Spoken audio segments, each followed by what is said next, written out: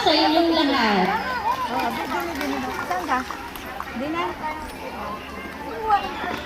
Okay po. Ay, wait lang. Wait. Wait. May reminder po ang ating main tour guide na si Ate Eloisa para po sa inyong lahat. Magandang umaga, wonderful cuties of Santa Rita and Barangay Concepcion.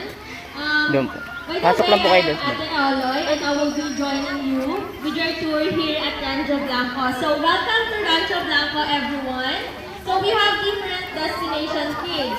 We have the aviary. So please avoid natin ipasok yung mga fingers natin inside the cages, alright?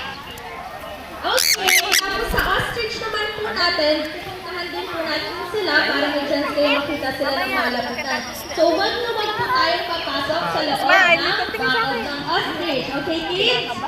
And also naman po to our parents, our dear parents, sa koipan po, yung gap po between the pants ay medyo malaki po. So pakihawakan po natin ng mga bata at iwasan ng pagtutulakan.